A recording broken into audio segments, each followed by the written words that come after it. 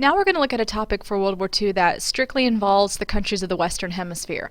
So this is basically a paper 3 topic, and so you won't find any corresponding pages in your book that you have right now because of that. However, it's important to go over because you might see questions on paper 3 related to this that you could choose to write an essay for. So the first thing that we're going to discuss is the different countries in the Americas. Were they choosing to be neutral or to cooperate with the United States, who became one of the major Allied powers in World War II? And you'll see that for the most part, countries chose to cooperate with us because of the benefits and the pressures. However, some did want to stay neutral, and some even favored the Axis powers. You'll see some countries in South America leaned that way because of the type of government structures that they had set up in their own countries. So let's begin looking first at reasons why some of these countries in the Americas would want to stay neutral and not get involved in World War II. Obviously, this is one that you could easily understand. Many countries were not in a position where they wanted to take on a major confrontation like this, and obviously the death toll resulting from troops having to be deployed to the different fronts of World War II was something that many countries did not want to sacrifice because the war did not directly affect them. And then another big reason was because, like most countries in the world in the 1930s, many countries in the Western Hemisphere were still feeling the effects of the Great Depression and therefore did not have the economic resources available to battle fighting in another war and spending the money on that. Countries like Canada were hit hard by the Great Depression, as well as many countries in South America, where during the 1930s they had set up a program called ISI, which stands for Import Substituting Industrialization, which was their tactic to try to get back on track with their economy. And they were experiencing a lot of complications with that type of a program. So the economy was a huge factor, and many countries desired to stay neutral. Many of them did succumb, though, to becoming more of a participant in World War II, even if they did have the desire to not get involved. Finally, another reason for countries in the Americas wanting to be neutral was the fact that some places had some political instability going on, and most of this would be in countries of South America and Central America, where there were different dictatorships and opposition to those, which prevented many countries from wanting to take on an issue of a world war while they had political instability back home. Going along with this political instability, many countries in Central America were experiencing illegal dictatorships that were definitely a threat to their country's ability to commit troops to World War II and other types of assistance. But going back to the economy for a second, there were a lot of issues with trade in between the United States and Latin America, as there had been for many years, but definitely it magnified during the years of the Great Depression. If you can see here from this site, from the University of Pennsylvania, that definitely many countries in Latin America had the downfall of having much reduced trade with the United States, and you can see some statistics here. There was a push during the years of the 30s to negotiate new trade agreements with Latin American countries, and most of these agreements, like you can see this one here, put the U.S. in a much more favorable position, but Latin American countries pretty much had to go along with it because their economies were in such disarray. So from this point on, the countries of Latin America were pretty dependent on the U.S. to try to get their economy back on track. Even before the Great Depression, U.S. and Latin American countries had had a pretty rocky relationship, going back to the time of the late 1800s, when the U.S. started to exert more of an international role with Teddy Roosevelt's big stick diplomacy. We got involved in many Latin American affairs and exerted our influence over them. Teddy Roosevelt I'm speaking of, had the idea that we should be the policemen of the Western Hemisphere and make sure that countries were stable so that they didn't impact the United States in a negative way.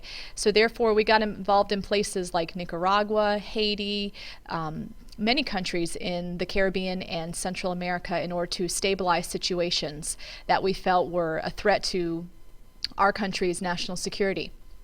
So from that point on, the late 1800s and throughout the first part of the 1900s, Latin American countries were subject to U.S. intervention at different points, and they definitely didn't see that as a positive thing. Many Latin American countries were resentful of that type of an action.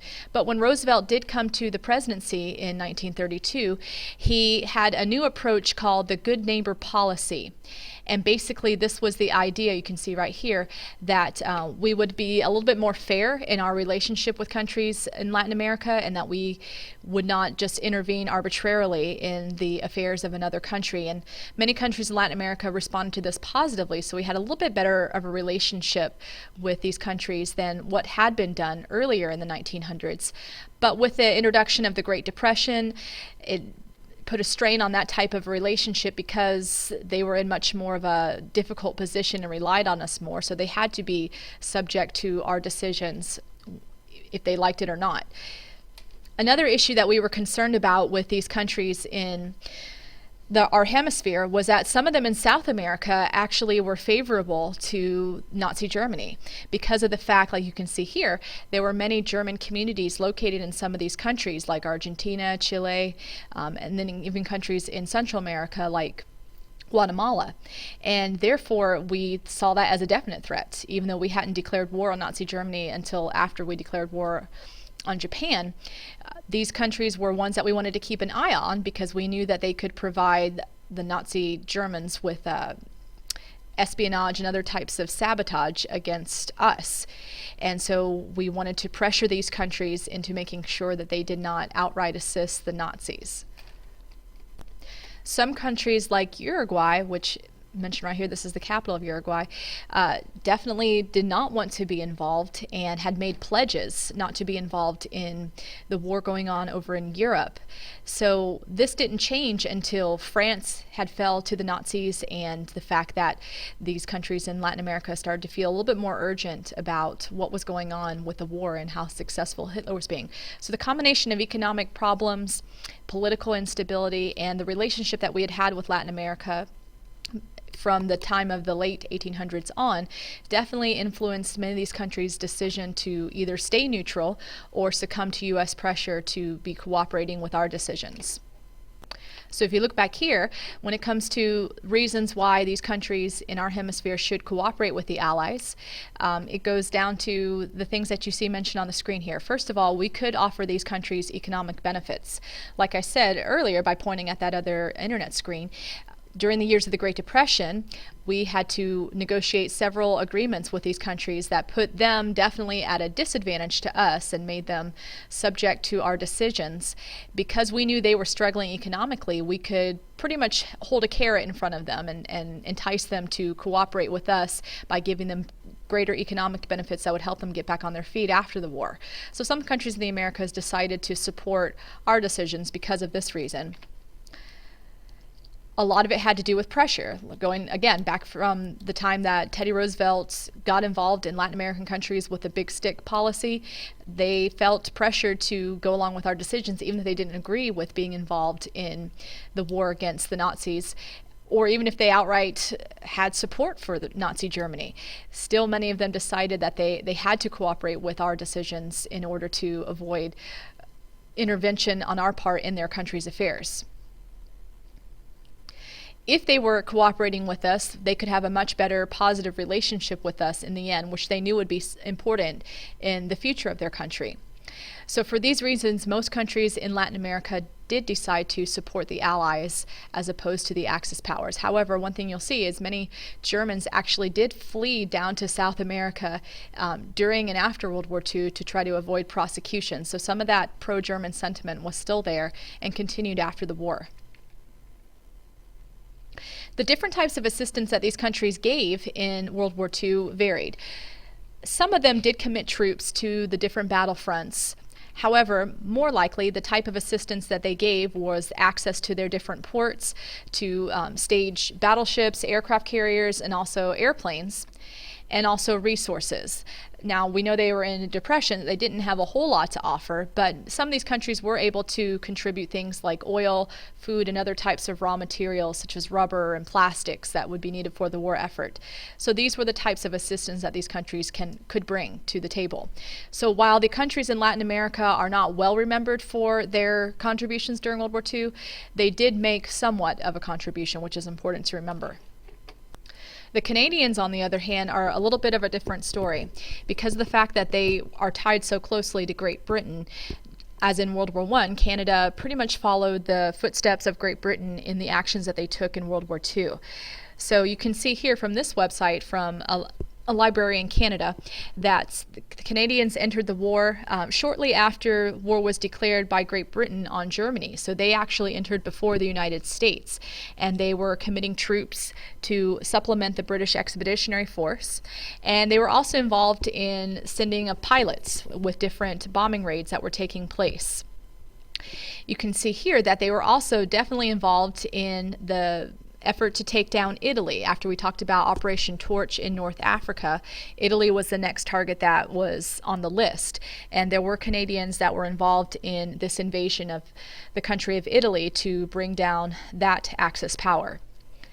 And then, of course, the Canadians were also a part of the D-Day landing in Normandy, France, along with American and British troops, and taking down Hitler's control from Europe in that particular instance.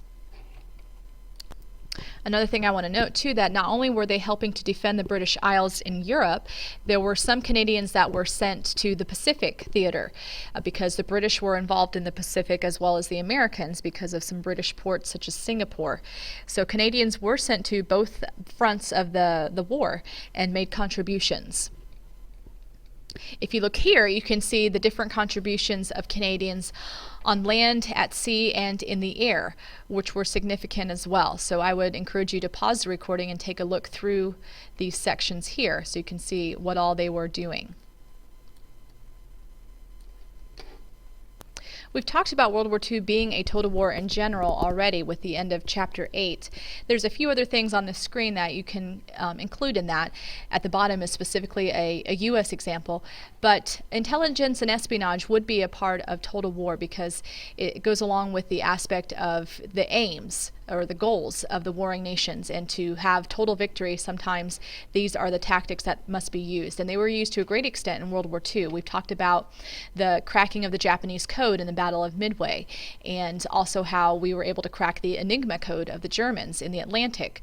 So definitely intelligence gathering was key to the Allies' victory both in Europe and in the Pacific. We also had a great deal of a spying network that was set up to try to intercept information. And there's all kinds of stories from different countries that were involved in World War II of the espionage that they engaged in and the sending of agents to enemy nations to try to gather information as best they could. And you could go on the internet and Google thousands of these stories. They're very interesting. Cryptanalysis, like I mentioned, with the decoding of machinery and transmitted codes was very important to World War II. Different intelligence machines like the Colossus machine and the Enigma machine were extremely difficult to crack, and so there were people that were full-time, their job was to try to work on these codes and then to try to deceive the enemy. We saw a big example of this with the Normandy landing when we tried to trick the Germans into thinking that we were landing at a different location, and there was a whole plot just to do that, to try to put dummy aircraft and landing craft in a different location to make them think we were staging for a different location. Some of the agencies that were involved in intelligence and espionage you can see on the screen here. For the Allies, the French had one, the British had one, we had one, and of course on the Axis side, both the Germans and the Japanese had their own spying agencies that they used to try to gather information. Another type of total war is the use of propaganda, and there are two kinds. There's white propaganda, which is based on truth but just tries to paint your country as the huge victor and to definitely point out the enemy's defeats. And then there's black propaganda, which uses false information to try to undermine enemy morale or hinder military approaches. Both were used in World War II, along with huge amounts of posters, radio addresses, newspaper articles, films, even pamphlets and leaflets were dropped from airplanes across countries in Europe to get them to believe something that we wanted them to believe, or vice versa, the Axis trying to get countries and people to believe certain things.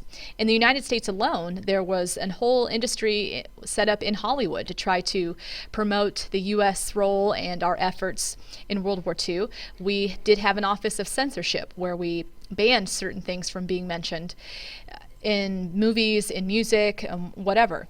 So a lot of the total war aspects of the United States involved convincing people that we were doing the right thing. I'm going to stop the recording here and put up one more that will be much briefer to finish out the total war aspects of specifically the United States. So please access that recording as well as this one.